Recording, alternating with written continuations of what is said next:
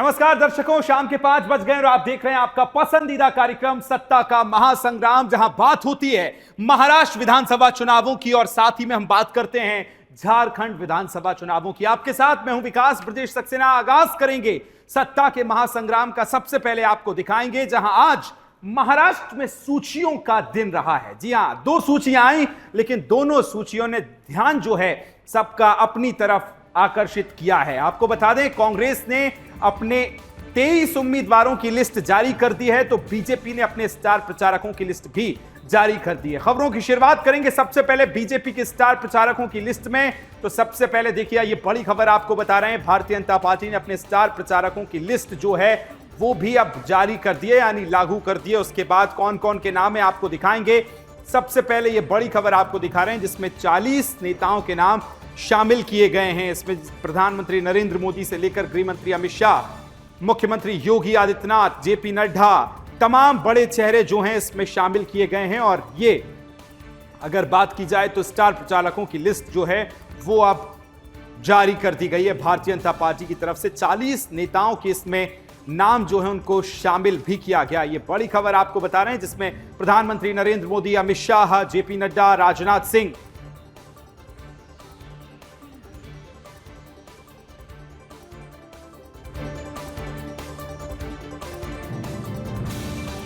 आपको बड़ी जानकारी साझा कर रहे हैं जहां भारतीय जनता पार्टी ने अपने स्टार प्रचारकों की लिस्ट जो है वो भी जारी कर दीजिए। और देखिए, लिस्ट आप देख रहे हैं टेलीविजन स्क्रीन पर, कई बड़े नाम, चाहे अमित शाह की बात की जाए, प्रधानमंत्री नरेंद्र मोदी की बात की जाए या बात की जाए उत्तर प्रदेश के मुख्यमंत्री योगी आदित्यनाथ की, ये तमाम बड़े नाम इस लिस्ट में आप देख रहे हैं। ये लिस्ट जो है, अब ये स्टार प्रचारक जो हैं, केंद्र के तमाम नेता जो हैं, उनकी एंट्री होगी महाराष्ट्र में और वहां पर अब ये नेता उतरेंगे प्रचार के लिए। कौन कौन इसमें बड़े नाम है वो भी बहुत जल्दी से आपको ग्राफिक्स पे दिखाएंगे, लेकिन उससे पहले एक और बड़ी खबर बता रहे हैं जहां आपको ये भी बताते हैं कि किस तरह से कांग्रेस ने अपनी लिस्ट जो है वो जारी कर दी है। देखिए, बड़ी खबर आपको बता रहे हैं कांग्रेस के लिहाज से भी, जहां कांग्रेस की दूसरी लिस्ट जारी कर दी गई है। उम्मीदवारों की इस दूसरी लिस्ट में अगर जिक्र किया जाए तो 23 उम्मीदवारों के नाम शामिल किए गए हैं। और ये बड़ी खबर आपको बता रहे हैं जहां दूसरी लिस्ट जारी होने के बाद इसमें बीजेपी के प्रदेश अध्यक्ष के खिलाफ भी उम्मीदवार उतारे हैं। तो वहीं बात की जाए, प्रदेश अध्यक्ष के खिलाफ सुरेश भोयर को यहां से मौका दिया गया है। मैं चाहूंगा बहुत जल्दी से बड़ी स्क्रीन पे आएंगे, आपको ग्राफिक्स भी दिखाएंगे और ये भी बताएंगे कि स्टार प्रचारकों में कौन कौन से नाम शामिल किए गए हैं।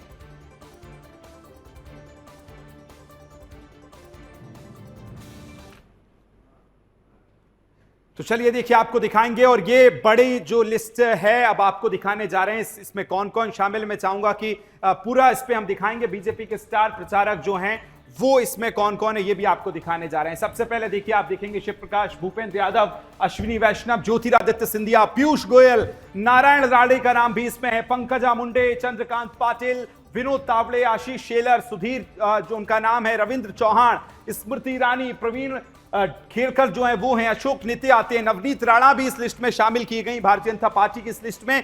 जो स्टार प्रचारक हैं, जो स्टार प्रचारक उतारे गए, मैं चाहूंगा एक बार फिर से आपको दिखाएंगे तमाम बड़े नाम जो हैं आज शामिल किए गए। एक बार फिर से आपको दिखाएंगे, रविंद्र चौहान का नाम है, अमर सबले का नाम आता है, मुरलीधर मोहले जो हैं वो उनका नाम है, अशोक नेते आते हैं यहां से, संजय कुटे हैं, नवनीत राणा है। तो ये वो बड़े नाम है जो दिखा रहे हैं, जिसमें सबसे पहले प्रधानमंत्री नरेंद्र मोदी आते हैं, उनके बाद रक्षा मंत्री राजनाथ सिंह, बीजेपी के राष्ट्रीय अध्यक्ष जेपी नड्डा, अमित शाह, मुख्यमंत्री योगी आदित्यनाथ, प्रमोद सावंत, भूपेंद्र पटेल और नितिन गडकरी। ये वो बड़े नेता हैं जो इस बार पहुंचेंगे। विष्णुदेव साय, छत्तीसगढ़ के मुख्यमंत्री, नायब सिंह सैनी, हरियाणा के सीएम, मोहन यादव, मध्य प्रदेश सीएम, हेमंत बिस्वा शर्मा जो है असम के सीएम, भजन लाल शर्मा, राजस्थान के मुख्यमंत्री, शिवराज सिंह चौहान, केंद्रीय कृषि मंत्री, देवेंद्र फडणवीस साहब जो हैं वो भी इसमें रहेंगे, डेप्यूटी सीएम, और चंद्रशेखर बावनकुले। ये बड़े नाम हमने आपको बताए जो इस बार महाराष्ट्र की सियासत में उतरेंगे। तमाम केंद्र के जो बड़े नेता हैं ये भी हमने आपको दिखाया है। अब आपको ये भी हम दिखाएंगे और समझाएंगे कि किस तरह से कांग्रेस की लिस्ट आने के बाद कौन कौन सी हॉट सीटें बन गई हैं जहां सबसे टाइट फाइट नजर आने वाली है। ये भी आपको दिखाएंगे। मैं अपने सीधे आपको बड़ी स्क्रीन पर हॉट सीटें आपको दिखाने जा रहा हूं जहां सबसे ज्यादा कांग्रेस के उम्मीदवार उतारने के बाद ये सीटें हॉट हो गई हैं। भारतीय जनता पार्टी, कांग्रेस, शिवसेना और एनसीपी की तरफ से कौन कौन उतारे गए। बहुत जल्दी से स्क्रीन पे लाएंगे हॉट सीटों के विजुअल्स और आपको दिखाएंगे कि ये बड़ी सीटें किस तरह से जो है आंकड़े बनाएंगी या बिगाड़ेंगी, किस तरह से प्रत्याशियों की किस्मत इन हॉट सीट पर, क्योंकि बड़े दिलचस्प इस बार चुनाव होता नजर आ रहा है। एक तरफ बयान चल रहे हैं, बटोगे तो कटोगे की बात होती है, दूसरी तरफ संजय राउत का बयान सामने आता है और संजय राउत साहब कहते हैं कि बटोगे तो कटोगे यहां नहीं चलेगा। तो ऐसी दिलचस्प जो है राजनीति यहां नजर आ रही है और आपको यह भी दिखाएंगे, लेकिन उससे पहले सीधे आपको दिखाते हैं समाजवादी पार्टी भी अब महाराष्ट्र की राजनीति में एंट्री कर ली है। यह बड़ी ब्रेकिंग आ रही है, बड़ी खबर आपको बता रहे हैं, जहां समाजवादी पार्टी ने महाराष्ट्र की राजनीति में एंट्री ली है। जी हां, और एमबीए ने अपने सीट की डिमांड कर दी है। अब ग्राफिक्स आपको दिखा रहे हैं, सहयोगी से कहूंगा बहुत जल्दी से ग्राफिक्स दिखाएं, समाजवादी पार्टी के एंट्री वाले ग्राफिक्स, जिसमें हम आपको यह दिखाएंगे कि किस तरह से सीटों पर जो है मांग की गई है। यह बड़ी खबर भी आपको दिखाएंगे, ग्राफिक्स में समझाएंगे। और देखिए फिर चलेंगे बड़ी स्क्रीन पर, आपको दिखाएंगे महाराष्ट्र की सियासत में एंट्री हुई है, समाजवादी पार्टी की एंट्री हुई है। क्या कुछ डिमांड की गई है समाजवादी पार्टी की तरफ से। 5 सीटों पर अखिलेश यादव ने डिमांड रख दी है। दर्शकों, हरियाणा भी समाजवादी पार्टी ने ताल ठोकी थी, लेकिन अब उससे बढ़कर बात महाराष्ट्र तक पहुंची है। 5 सीटों पर अखिलेश यादव बढ़ गए हैं और कहा है कि 5 सीटें नहीं मिली तो 25 सीटों पर सिंगल समाजवादी पार्टी लड़ेगी। यानी ये जो एमबीए गठबंधन है, महाविकास अघाड़ी गठबंधन, इसमें जो है सीट शेयरिंग को लेकर अबू आजमी ने बढ़ाई एमबीए की मुश्किलें। ये बड़ी खबर आपको बता रहे हैं, क्योंकि समाजवादी पार्टी की तरफ से आपने देखा था जब अबू आजम मंच पर पहुंचे थे तो किस तरह से उन्होंने आरोप लगाए थे। समाजवादी की पार्टी के मुखिया अखिलेश यादव जब पहुंचे थे तब उन्होंने किस तरह के आरोप लगाए थे और कहा था कि वहां के हर अल्पसंख्यक वर्ग के साथ समाजवादी पार्टी खड़ी है, वो ऐसे भी कहते नजर आए थे। तो एंट्री हो गई है, ये बड़ी खबर आपको दिखा रहे हैं। इस एंट्री के बाद सियासत किस तरह से बदलेगी और ये भी देखना बड़ा दिलचस्प होगा। चलिए तमाम मेरे सहयोगियों के पास चलेंगे, आइए सहयोगियों के पास चलेंगे, अलग अलग हमारे रिपोर्टर्स हमारे साथ जुड़ेंगे, उनसे भी जानेंगे। प्रियंका लाठी हमारे साथ होंगी, बाबूलाल मेरे सहयोगी हमारे साथ जुड़ेंगे।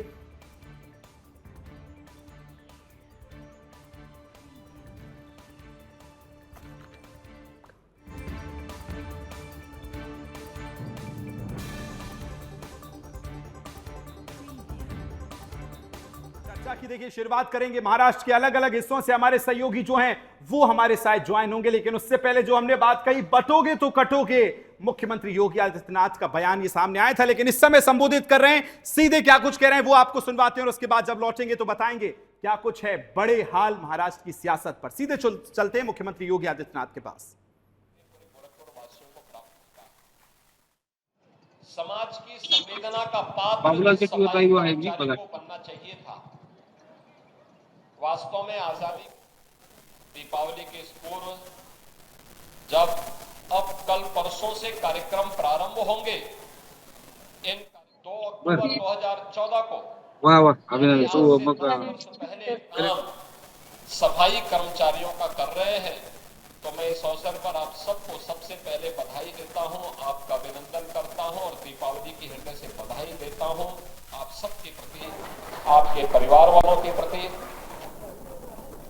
वास्तव में बहुत कठिन सार्वजनिक रूप से भी स्वच्छता के कार्यक्रम को प्रोत्साहित करना था और उसके साथ सहभागी बन करके इसे एक राष्ट्रीय कार्यक्रम का हिस्सा बनाया गया। वहीं साथ ही साथ यह भी सुनिश्चित किया गया, वास्तव में आजादी के बाद उसे वह सम्मान में शौच भी न हो, इसके लिए हर घर में एक एक शौचालय उपलब्ध करवाने का कार्य भी किया गया। 10 करोड़ से अधिक घरों में शौचालय बनाए गए। सार्वजनिक स्थानों पर ग्राम पंचायतों में सार्वजनिक शौचालय बनाए गए। परिणाम क्या रहा कि नारी गरिमा की भी रक्षा हुई और समाज का वातावरण भी स्वच्छ और सुंदर देखने को मिला।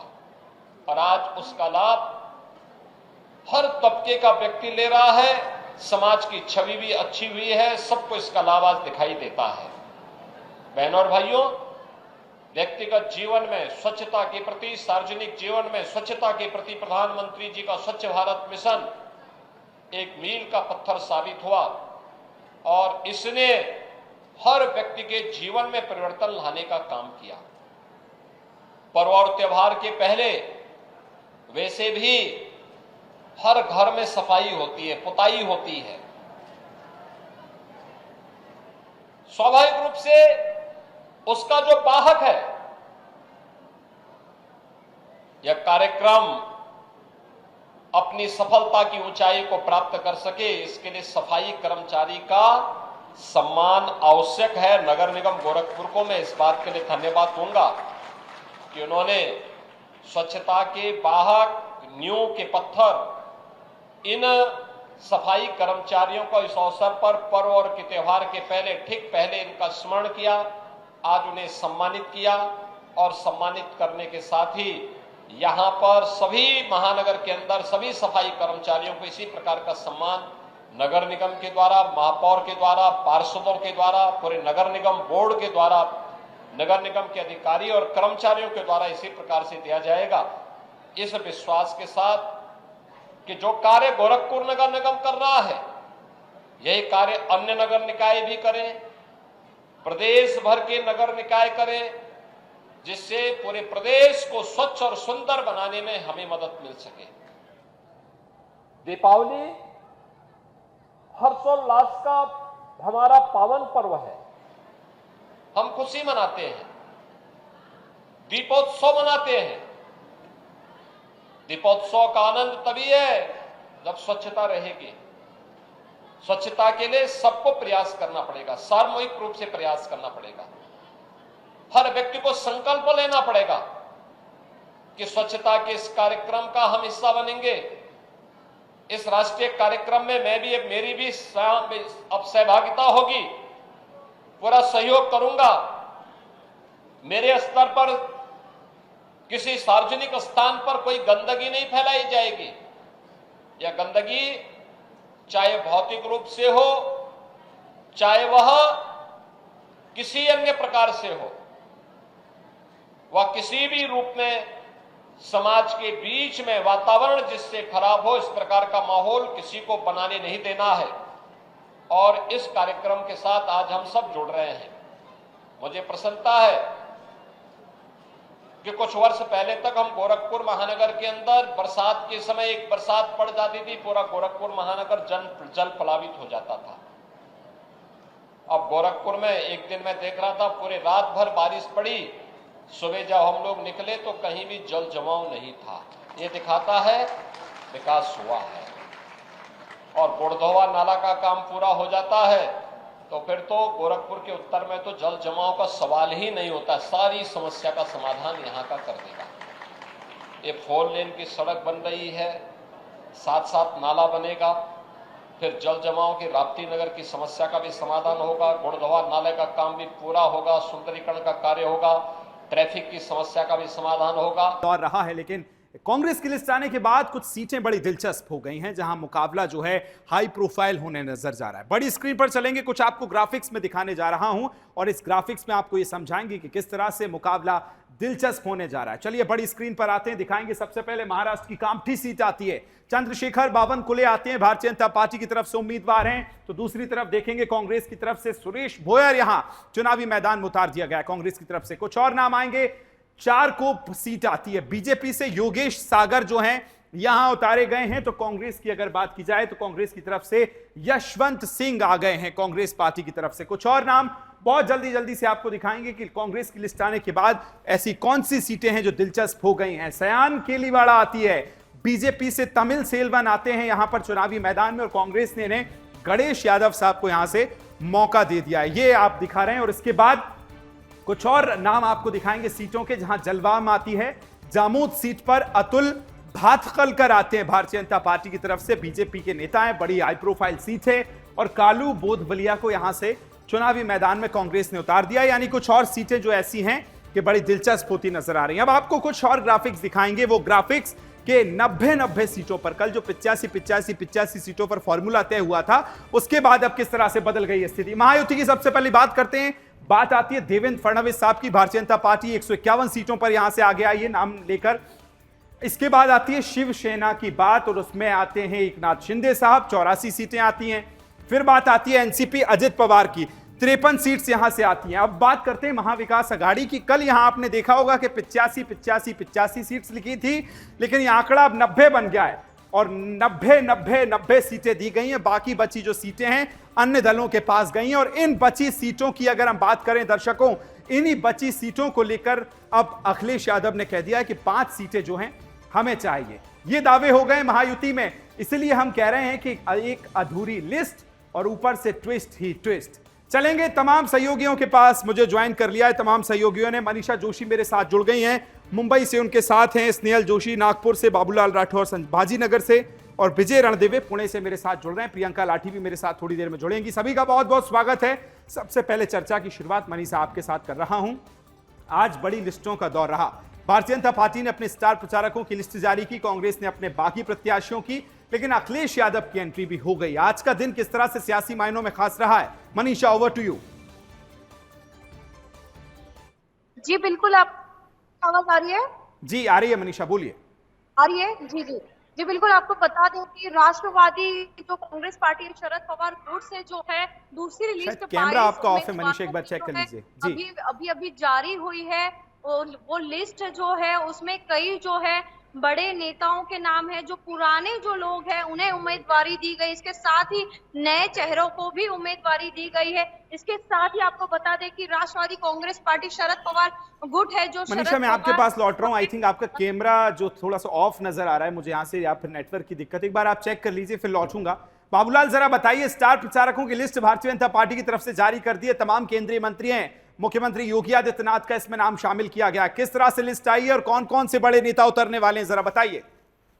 देखिए विकास, निश्चित तौर पर भारतीय जनता पार्टी की तरफ से स्टार प्रचारकों की लिस्ट आज जारी कर दी गई है, जिसमें बड़े स्टार में सबसे बड़ा नाम देश के प्रधानमंत्री नरेंद्र मोदी का है।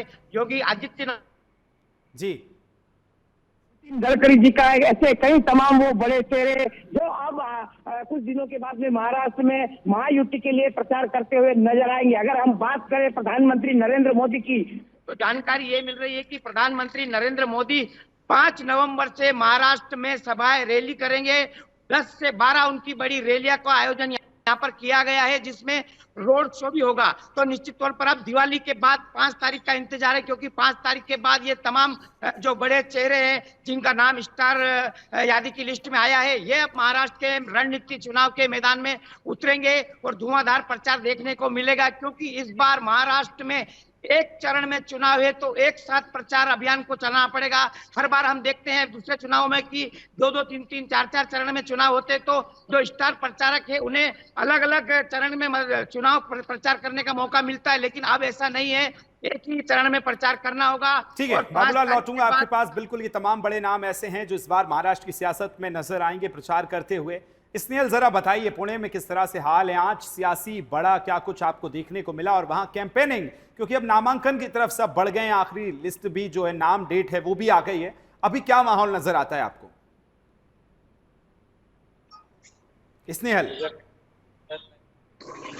महाराष्ट्र के राजनीति में आज का दिन बहुत ही ज्यादा महत्वपूर्ण है, क्योंकि कांग्रेस ने अब तक जो उनके उम्मीदवार है वो पूरी तरह से सामने नहीं लाए थे। तो वही अब आज विदर्भ की हम बात करते हैं तो चंद्रशेखर बावनकुळे के सामने जो प्रत्याशी है वो है सुरेश भोयर। सुरेश भोयर के बारे में हमने जब बात निकलती है तो वो एक कार्यकर्ता के रूप में ही सामने आए हैं। हालांकि जिस तरीके से चंद्रशेखर बावनकुळे की कारकिर्द रही है, वो महाराष्ट्र के ऊर्जा मंत्री भी रहे, महाराष्ट्र के प्रदेश मंत्री भी रहे, और लगातार जीत ये उनके नाम के सामने है। तो वही हम अगर सुरेश भोयर की बात करते हैं तो सुरेश भोयर का वो ग्राफ तो कभी रहा नहीं, लेकिन हाँ एक अच्छा कार्यकर्ता के रूप में लोग उन्हें जानते हैं। तो एक महाराष्ट्र के आज की लिस्ट में ये बात सबसे महत्वपूर्ण लग रही है। तो वही दूसरी ओर जो है वो एंट्री जो हुए है कि आज एक बात और भी बताने लायक है कि आज ही पता चला है कि आम आदमी पार्टी महाराष्ट्र के राजनीति में नहीं रहेगी, लेकिन वो अपना प्रत्याशी नहीं देंगी, लेकिन वो विकास आघाड़ी के लिए कैंपेन करेंगी। तो कैंपेन एक करती वही नजर आएगी और इसलिए भी दिलचस्प ये चुनाव है। एक तरफ आम आदमी पार्टी अपनी बात कह रही है, समाजवादी पार्टी के मुखिया कह रहे हैं कि 5 सीटें चाहिए, नहीं तो 25 सीटों पे उतरूंगा। तो बड़ा दिलचस्प चुनाव होता नजर आ रहा है। विजय, आपके पास आऊंगा, मनीषा आपके पास भी। चर्चा लगातार जारी है महाराष्ट्र विधानसभा चुनावों पर ही। विजय, आपके पास आ रहा हूं, आप बताइए, आज एक तरफ हम देख रहे हैं कि तमाम बयानबाजी है, तो समाजवादी पार्टी की भी एंट्री होती नजर आ रही है इन चुनाव में। आज किस तरह से राजनीतिक हलचल रही, बताइए जरा विजय। सर, पुणे में आज जो मीडिया सेंटर का बीजेपी की तरफ से एक उद्घाटन हुआ है। उद्घाटन में केंद्रीय मंत्री जो है मुरलीधर मोहोळ, उन्होंने आज उद्घाटन किया। उनके साथ बहुत कुछ स्टार प्रचारक भी उनके साथ थे। दिलीप कांबळे जी रहे, जो दलित पिछड़े लोगों का नेतृत्व करते हैं, वो भी यहाँ पे आ गए। और राजेश जी पांडे है, वो भी यहाँ पे आ गए। बहुत से सावधी लोग यहाँ पे आ गए और उसका उद्घाटन किया है। सब मीडिया जी। विजय, आपकी आवाज ब्रेक हो रही है। मनीषा, आपके पास आ रहा हूं, बहुत जल्दी से बताइए, समाजवादी पार्टी की एंट्री हुई है और जो बाकी बची सीटें हैं महाविकास आघाड़ी में, उस पर किस तरह से सस्पेंस खत्म होगा? मनीषा जी बिल्कुल, मेरी आवाज आ रही है? जी आ रही है मनीषा, बोलिए।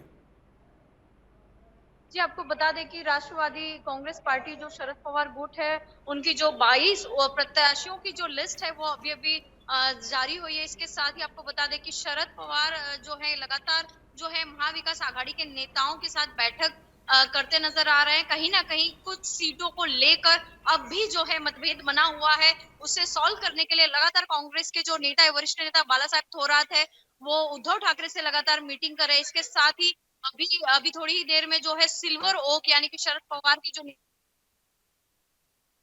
मनीषा, देखिए लगातार अब वही हम बात कर रहे हैं कि एक तरफ आम आदमी पार्टी है जो चुनाव में प्रत्याशी तो नहीं उतार रही है, लेकिन कह दिया है कि महाविकास आघाड़ी के लिए प्रचार करेंगे। दूसरी तरफ समाजवादी पार्टी है, कह रही है कि 5 सीटें चाहिए, नहीं सिंगल आएंगे तो 25 सीटों पे लड़ेंगे। तो ये जो सस्पेंस है, ये देखना होगा कि किस तरह से महाराष्ट्र में खत्म होगा। मनीषा आपका, बाबूलाल आपका, स्नेहल आपका और विजय आप सभी का बहुत बहुत धन्यवाद मेरे साथ चर्चा में जुड़ने के लिए। और महाराष्ट्र की बड़ी खबरों को लगातार दिखाते रहेंगे। महाराष्ट्र विधानसभा चुनावों के हमने तमाम आपको सियासी बड़ी खबरें दिखाई हैं। अब झारखंड विधानसभा चुनाव की बड़ी खबर आपको बता रहे हैं, जहां बीजेपी के प्रदेश में, जहां प्रदेश अध्यक्ष को लेकर, कार्यकारी अध्यक्ष को लेकर भी तमाम सियासत चल रही है। ऐसे में प्रदेश में बाबूलाल मरांडी का बयान जो है वो भी सामने आ गया, जिसमें वो पार्टी के कार्यकारी अध्यक्ष की नियुक्ति का स्वागत कर रहे हैं। उन्होंने क्या कुछ कहा, ये सीधे आपको सुनवाते हैं।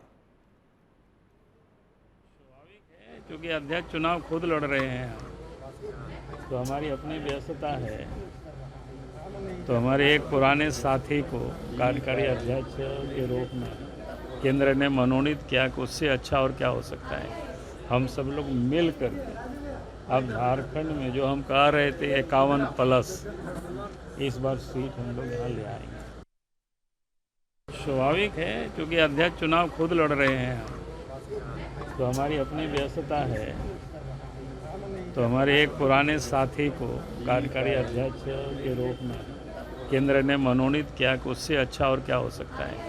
हम सब लोग मिल करके अब झारखंड में जो हम कह रहे थे 51+, इस बार सीट हम लोग यहाँ ले आएंगे। स्वाभाविक है, क्योंकि अध्यक्ष चुनाव खुद लड़ रहे हैं, तो हमारी अपनी व्यस्तता है। तो हमारे एक पुराने तो कह रहे हैं कि हमारी व्यस्तताएं हैं चुनाव के चलते, इसको लेकर कार्यकारी अध्यक्ष की। लेकिन झारखंड चुनाव बड़ा दिलचस्प होता नजर आ रहा है। एक तरफ ये भी देखना है कि जनता किसकी फैन है, क्योंकि सोरेन वर्सेस सोरेन की इस बार लड़ाई भी होने वाली है। वहां से सहयोगी मुकेश मेरे साथ जुड़ गए। मुकेश खत्री, जरा बताइए मुकेश, किस तरह से दिलचस्प जो है झारखंड का चुनाव होता नजर आ रहा है। एक तरफ हम देख रहे हैं अलग अलग बयानबाजी चल रही है, तो दूसरी तरफ चंपई सोरेन को अगर हम देखें तो वहां इस समय किस तरह की सियासत में वो बयान देते नजर आ रहे हैं। क्या कुछ बड़ा हो रहा है, बताइए मुकेश। बिल्कुल विकास, झारखंड की राजनीति जो है वो जैसे जैसे चुनाव की घंटी नजदीक आ रही है, वैसे वैसे लगातार जो है यहाँ पर बयानबाजी का दौर जो है लगातार जारी है। उससे आज अगर रांची में आज की झारखंड के अपडेट की बात करें तो यहाँ 2 घटनाएं बहुत महत्वपूर्ण अपने आप में रखती है। एक तो रविंद्र राय जो पहले प्रदेश अध्यक्ष थे और 14 से 19 जी जी जी